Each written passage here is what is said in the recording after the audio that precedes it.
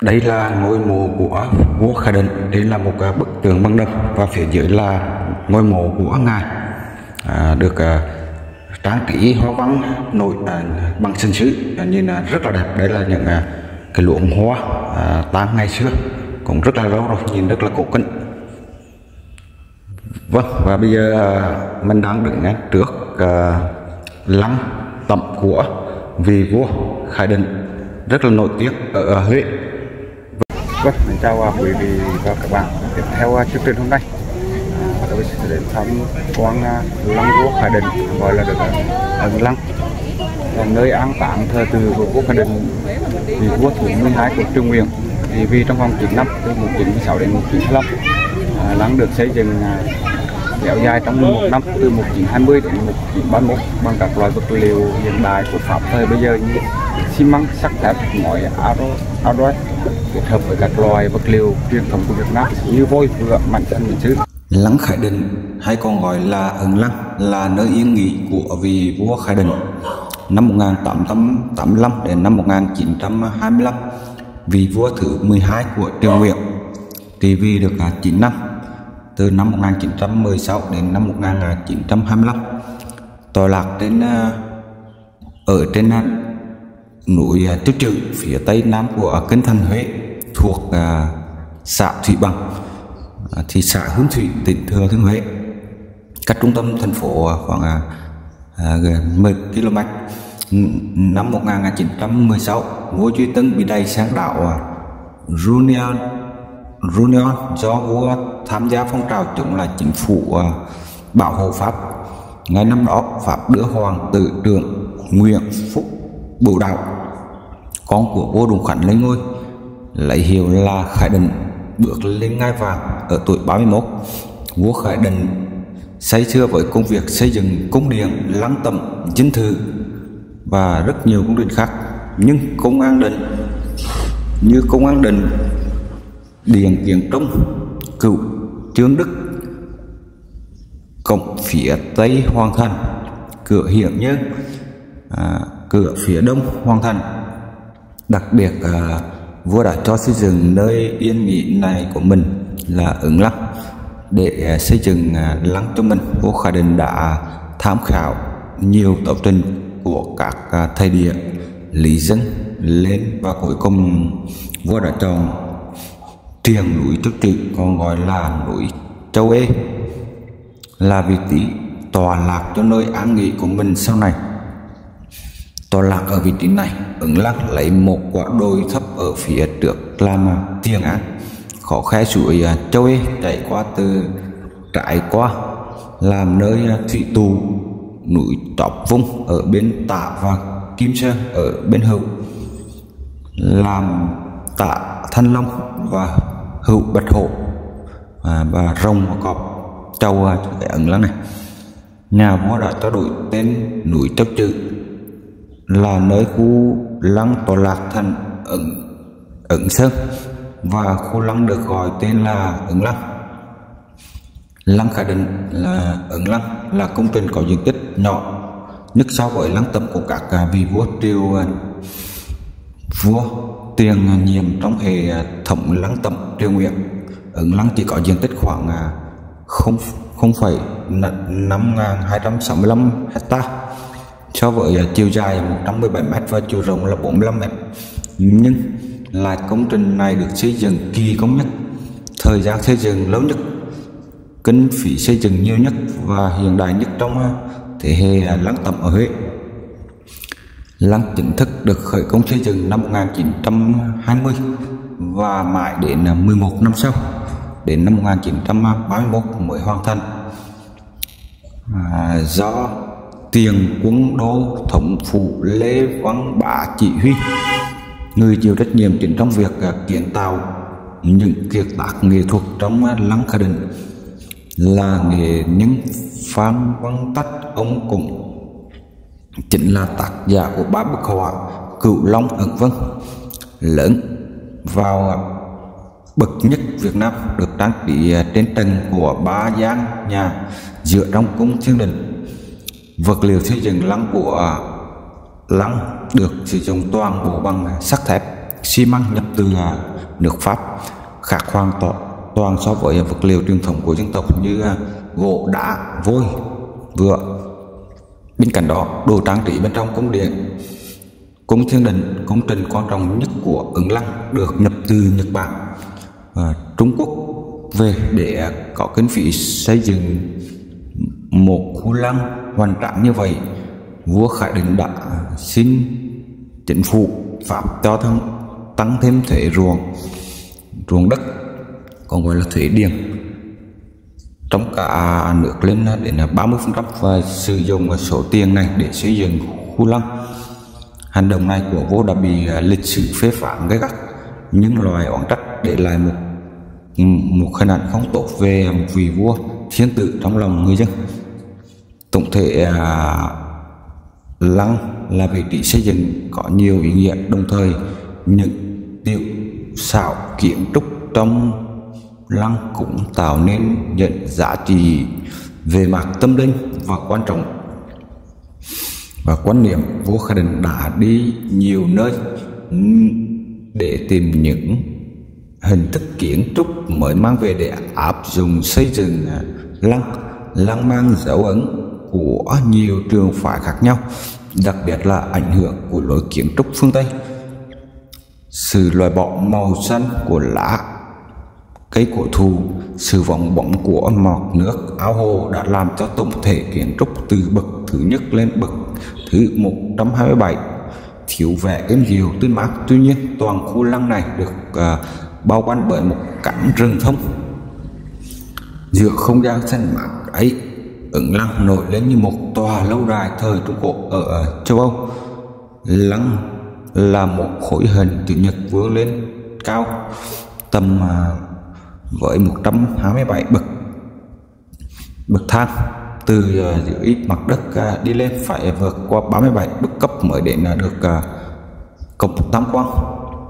Ở tầng thứ nhất này có hai công trình Tạ Tòng Từ và Hữu Tòng Từ được xây dựng để thờ bài vị của các vị công thần. Tiếp tục vượt qua 29 bậc cấp nữa sẽ đến Nghi Môn và sân Bái Đính. Hai bên sân Bái Đính là hai hàng tượng trầu gồm quang văn, quang võ được tác động theo tỷ lệ là 1:1. Nằm giữa ở cuối sân Bái Đính là Bi Đình hình bát giác. Trong Bi Đình có tấm bia bằng đá cao khoảng cao 3 mét mốc. Trên bia đã có khắc công đức của vua Khải Định do vua Bảo Đại viết. Hai bên tả hữu của nhà bia Bi Đình là hai trụ biểu tượng trưng cho hai ngọn đèn soi sáng linh hồn của vua ở thế giới bên kia. Sau Bái Đình là hai tầng sân hình chữ nhật được lát gạch caro, mỗi tầng cách nhau 13 bậc.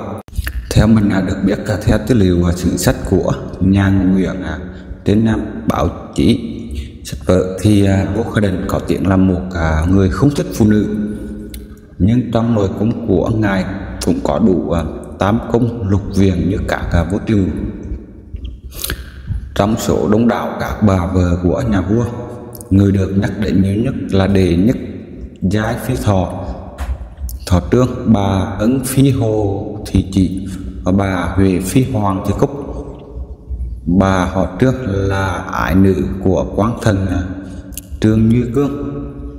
Bà được cưới làm phụ thiếp khi vua Khải Định còn là ông Hoàng Phùng Hóa Công. Bà không có con, cuối đời bà lập một ngôi chùa tại đồn Sầm Lăng, Thanh Thủy Huyền Thủy cách kinh thành Huế chừng 3 km về hướng Nam để tu thiền, lấy pháp chân là Đàm Thanh, là biệt hiệu là Tuyệt Nhân. Bà vợ thứ hai là Ấn Phi Hồ Thị Chỉ, là con của đại thần Hồ Đắc Trung. Bà không có con, cuối đời bà chết trong một tu viện Thiên Chúa giáo. Bà vợ thứ ba là Huệ Phi Hoàng Thị Cúc. Bà là con gái của Thái Thường Thị Khanh, nhi quốc cung hoàng tất, được vào hầu cho vua Khải Định khi ngài cho lên ngôi. còn mang tượng Phùng Hòa Công năm Quý Sửu năm 1913. Bà sinh được hoàng tử Nguyễn Phúc Vĩnh Thủy. Sau này là vua Bảo Đại, bà đã đóng góp nhiều công sức trong việc thờ tự các liệt thánh cũng như chú đạo sửa sáng tôn miếu trong thời kỳ vua Bảo Đại trị vì, cũng như những lúc nhà vua lưu vong tại Pháp. Trong những năm tháng có chiến tranh, bà không hề rời bỏ kinh đô, chẳng kể hiểm nguy ở lại để lo việc hương khói. Bà rất chiếu cố đến họ tộc và rất được bà con nể trọng. Bà tuy kiến thức học vẫn chẳng nhiều, nhưng lễ nghi phép tắc đúng là bậc mẫu nghi thiên hạ. Bà thường được tôn xưng là Từ Công. Bà mất ngày 3 tháng 10 năm Canh Thân, 10 tháng 11 năm 1980 tại Huế, hưởng thọ là 91 tuổi. Lăng của bà xây bên cạnh Tư Lăng vua Đồng Khánh thuộc vùng Dương Xuân. Bà được thờ tại số nhà 79 Phan Đình Phùng, Huế, cũng là nơi của bà trong một thời gian lúc cuối đời. Là trên video mình cũng có đến khám phá ngôi nhà của bà Hoàng Thị Cúc trên kênh, và các bạn có thể bấm vào lại xem. Ngôi nhà đó hiện tại cũng đang được bỏ hoang, chưa trùng tu lại. Để xây dựng lăng của vua Khải Định đã cho tăng thuế, gây nên sự khổ cực trong cuộc sống của người dân lúc bấy giờ. Tuy nhiên dù bị lên án dưới nhiều góc độ khác nhau, nhưng lăng Khải Định đích thực vẫn là một công trình giá trị về mặt nghệ thuật và kiến trúc, góp phần làm phong phú và đa dạng trong quần thể lăng tẩm và di sản Huế. Cung Thiên Đình nằm ở tầng thứ 5, vị trí cao nhất của Ấn Lăng. Cung Thiên Đình có hình chữ nhật, nền lót đá cẩm thạch, toàn bộ nội thất trong cung đều được trang trí những phù điêu ghép bằng sành sứ và thủy tinh, chia làm 5 phần thông với nhau. Tả hữu trực phòng dành cho lính Hồ Lăng. Phía trước là điện Khải Thành, là nơi đặt án thờ của vua Khải Định, được đúc bằng bê tông. Bên trên có bức hoàng đề tên là Khải Thành Điện. Giám phòng ở chính giữa cung Thiên Đình là nơi đặt mộ vua. Đây cũng là giám phòng được trang trí đẹp nhất lăng. Bên trên phần mộ là tượng của vua Khải Định làm bằng đồng mạ vàng, được đúc tại Pháp năm 1922. Ngồi trên ngai vàng đúng theo tỷ lệ 1:1. Bên dưới là ngai vàng là bậc tam tài thiên địa nhân dưới trần. Bên trên chỗ tượng vua ngồi là Bồ Tát, được đúc bằng bê tông cốt thép. Nhưng dưới bàn tay khéo léo của những nghệ nhân Việt, Bồ Tát trở nên vô cùng thanh thoát, uốn lượn, tượng trưng như chỉ là một cơn gió nhẹ thoảng qua, cũng có thể làm nó khẽ đưa mà quên đi rằng nó là một khối bê tông nặng gần 1 tấn. Bên dưới tượng vua là nơi đặt thi hài của nhà vua. Thi hài của nhà vua được đặt ngay dưới bức tường vua ngồi, vào đào sâu đúng 9 mét, được đưa vào lòng đất bằng một đường tòa đào dài 30 mét, bắt đầu từ phía sau bi đình. Phía sau phần mộ của vua là tác phẩm Thái Dương Hạ Sang. Mặt trời tượng trưng cho nhà vua, vầng mặt trời đang lặn tượng trưng cho cái chết của vua. Giám phòng trong cung và cao nhất trong cung Thiên Đình chính là nơi thờ bài vị của vua.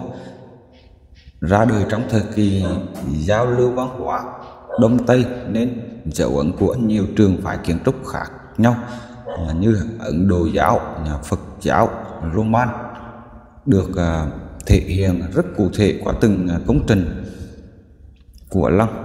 Trụ biểu có dạng Stupa của Phật giáo. Nhà bia có hình bát giác được xây dựng theo những chi tiết ảnh hưởng của kiến trúc châu Âu và vòm cửa theo lối Roman. Biến thể trụ cổng được xây dựng theo kiểu tam quan tứ trụ, nhưng cũng ảnh hưởng một phần từ kiến trúc Ấn Độ. Hàng rào như những cây thánh giá khẳng khiu, có thể nói giá trị lớn nhất của Ấn Lăng là nghệ thuật điêu khắc chạm trổ, nghệ thuật trang trí bằng cắt ghép nối các mảnh sành sứ. Những bức tranh hoành tráng của cung Thiên Đình, đặc biệt là 3 chữ bức tranh Cửu Long ẩn vân. Cung Thiên Đình là công trình chính nằm ở vị trí cao nhất và quan trọng nhất của lăng, được xây dựng vô cùng công phu và tinh xảo, là nơi mà những người được gửi gắm và phô diễn tài năng của mình. Cung Thiên Đình dường như là một tòa lâu đài tráng lệ ở tiền sảnh và các ô học trang trí văn hóa hình chữ nhật tiệp và mặt hổ phù. Phía trên cửa chính của cung đề 3 chữ Thiên Công Đình, hai bên trang trí 4 câu đối, 2 câu đối bên trái phiên âm là tứ diền kỳ quang phong cảnh biệt khai vũ trụ ứng liên trung vườn khí giang sơn trường hồ trừ tư. Dịch nghĩa là 4 mặt dương hiển kỳ quang phong cảnh mở ra một vũ trụ biệt lập, muôn năm uống đúc nên vườn khí núi sông giúp đỡ mãi hoài. 2 câu phía bên phải phiên âm là phong cảnh vô biên vàng tràng thần kỳ thiên tác hợp giác sơn hữu trụ thiên thu phúc ẩm địa lưu dư. Dịch nghĩa là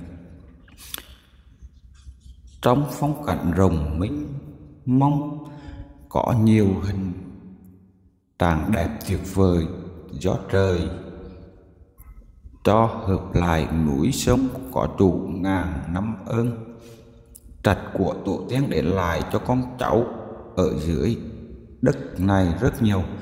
Cung Thiên Đình là tòa nhà kết cấu 3 gian, gian giữa là Khải Thành Điện, là nơi đặt án thờ và chân dung của vua Khải Định. Hai bên là nhà Tạ Hữu Trực và phòng dành cho lệnh Hồ Lăng. Sau án thờ là Huyền Cung, mộ của vua. Bên trong cùng là khảm thờ, là nơi đặt bài vị của vua Khải Định. Toàn bộ điện Khải Thành văn hoa trang trí gần như phủ kín các mặt tường. Những hoa văn hay cũng phù điêu được đặt trong các ô học hình vuông hình chữ nhật nằm dọc nằm ngang rất sinh động. Hoa văn đắp nổi lên một cả mặt. Loại hình nghệ thuật này gọi là phù điêu. Bằng đầu óc thông minh, sự chọn lọc tinh tế cùng đôi bàn tay khéo léo, những người thợ Việt Nam thời bây giờ đã biến Cung Thiên Đình trở thành biểu tượng đỉnh cao của nghệ thuật tạo hình sân sứ và thủy tinh màu. Nội dung các bức tranh thể hiện quan niệm tam giáo đồng đường của vị vua trong việc cai trị đất nước. Những điển tích cổ miêu tả về quy luật thiên nhiên, trời đất hay các vật dụng hiện đại như đồ đồng hồ, báo thức, vật tennis. Ngoài ra trên các mảnh tường ở phần mộ và hậu điện đều trang trí nhiều chữ phúc, chữ vàng, chữ thọ, được cách điều hóa bằng cả chục hình thức khác nhau. Khi thì hình tròn, hình chữ nhật, hình vuông. Khi thì Cung Thiên Đình là tòa nhà kết cấu 3 gian, gian ở giữa là Khải Thành Điện, nơi đặt án thờ chân dung của vua Khải Định. Hai bên là nhà Tạ Hữu Trực, phòng dành cho lệnh Hồ Lăng. Sau án thờ là Huyền Công, mộ của vua. Bên trong cùng là khảm thờ, là nơi thiết đặt bài vị của vua Khải Định. Toàn bộ điện Khải Thành hoa văn trang trí gần như phủ kín các mảnh tường. Những hoa văn hay những phù điêu được sắp đặt trong các ô học vuông hình chữ nhật nằm dọc nằm ngang rất sinh động. Hoa văn đắp nổi lên một mặt. Loại hình nghệ thuật gọi là phù điêu bằng đầu óc thông minh và sự chọn lọc tinh tế của đôi bàn tay khéo léo. Những người nghệ nhân thời Việt Nam thời bây giờ đã biến cung thiên đình trở thành biểu tượng đỉnh cao của nghệ thuật tạo hình sành chữ và thủy màu. Nội dung bức tranh thể hiện tam giáo đồng đường của vị vua, việc cai trị đất nước, những điểm cổ tích miêu tả về quy luật thiên nhiên của trời đất hay các vật dụng hiện đại như đồng hồ.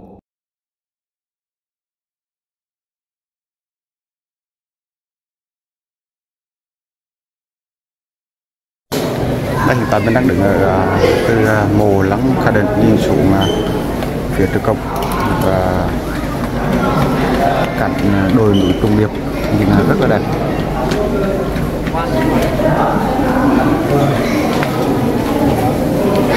Giờ mình sẽ đi vào phía bên trong ngôi mộ của Lăng Kha Định.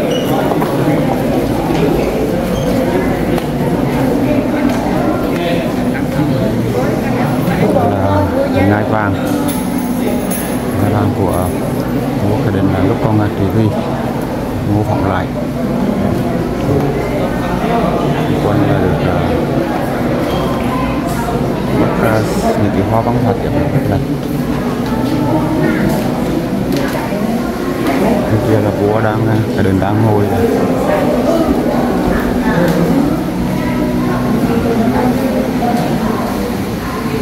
Ở đây có những cái vòng hoa cũng lâu lắm rồi.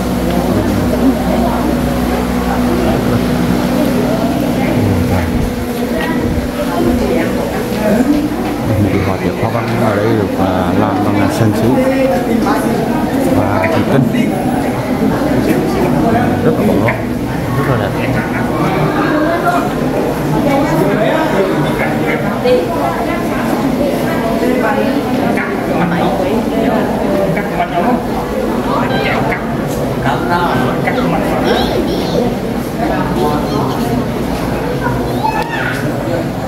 Đây cũng được bắt bóng rồng hồng nổi trong nhật hoa bóng tiệp khất rồng trên cái trần nhà này rất đẹp.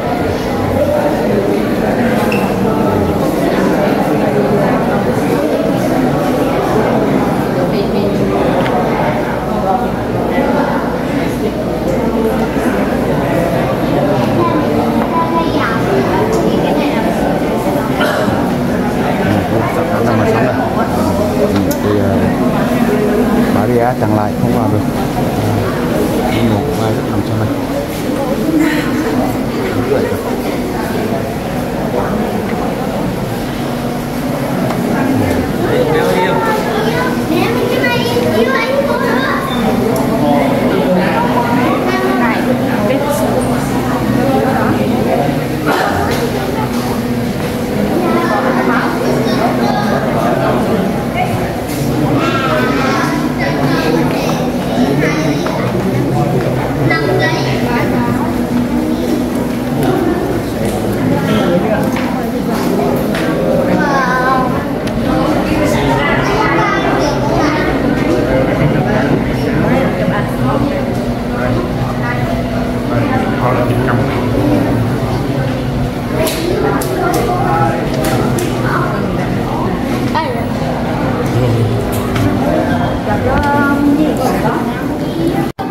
Hiện tại mình đang có mặt tại Lăng Kha Định. Chi tiết hoa văn ở đây được đắp nổi bằng sơn sứ nhìn là rất là quý giá, đồ sộ và nhìn là rất là đẹp. Giờ mình quay lại cho bạn xem chưa làm bằng sơn sứ và thủy tinh. Những sản phẩm này ngày xưa là đẹp từ Trung Quốc, Pháp và Hàn Quốc về đây để làm cho nhà vua khi thời gian vua còn đang trị vì.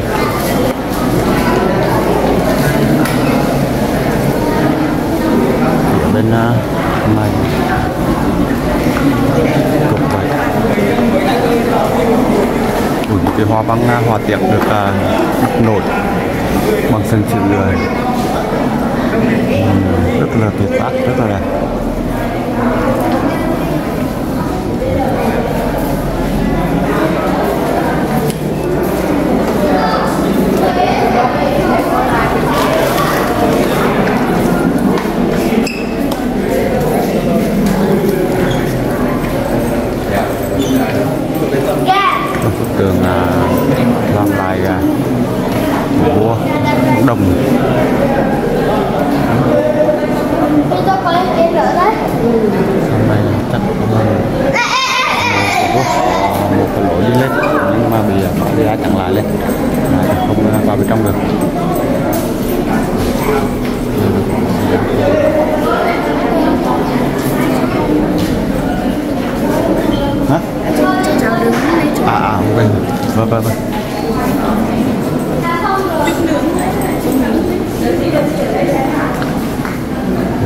cột trụ được bắt nội hình con rồng cũng quanh thân trụ nhìn rất là đẹp.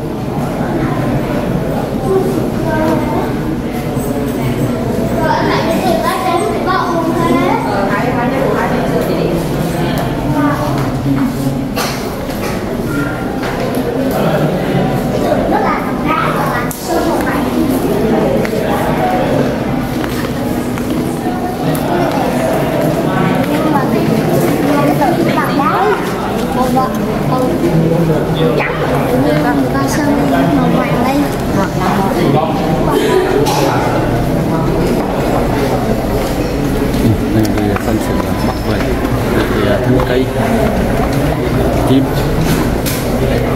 hoa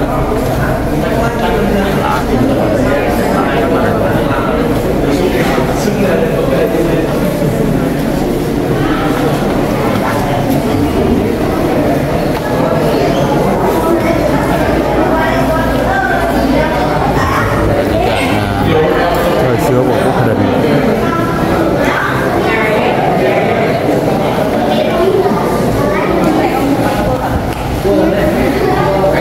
Còn bên này là tráng kỷ những cái cổ vật ngày xưa của bên này là một cái lưu đồng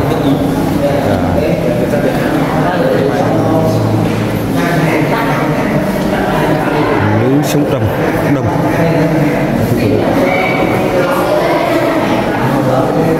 Đây là một số hình ảnh tư liệu về tử tuần đại khánh của Hoàng đế Khải Định năm 1924.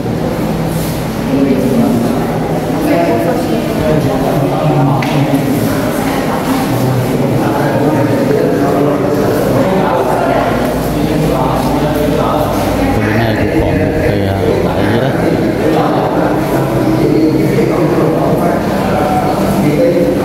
Bình sứ nén lam.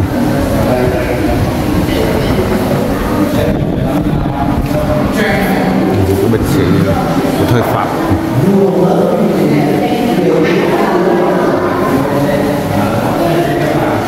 Ở đây là bộ tất trà và điện lọc sứ men xanh lam viền vàng. Lọc sứ men xanh viền vàng của ngày xưa của cô Dung.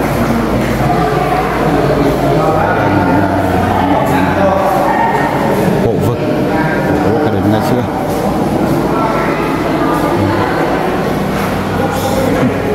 Bộ đồng khảm tám khí thời Nguyễn. Bộ đồng khảm là tám khí thời Nguyễn. Đặc bình là làm đồng những cái hoạt động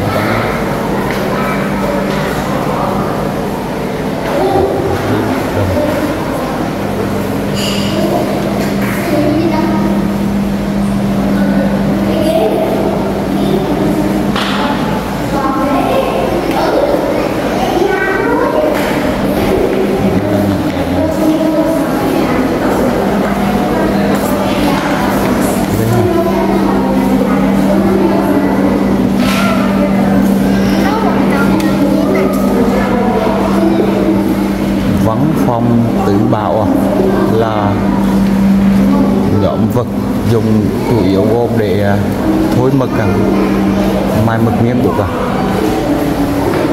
giờ vô làm việc bộ mai mực để việc của cô ngày trước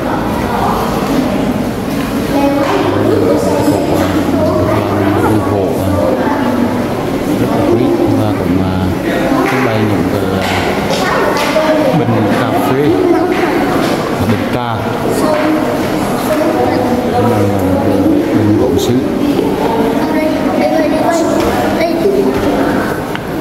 số lần địa nước nóng, địa nước nóng làm 2 tầng thế này.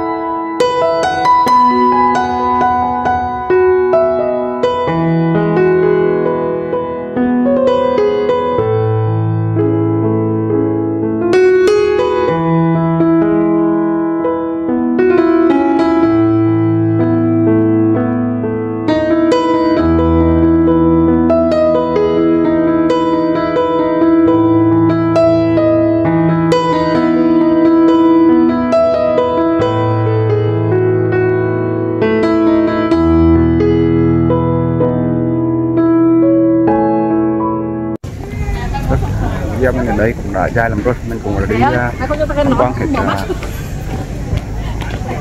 khu lăng tẩm của Khải Định. Vâng, cảm ơn quý vị và đã xem video. Nếu thấy hay đăng ký ủng hộ kênh YouTube mình ngày thì phát triển nhé. Cảm ơn tất cả các bạn.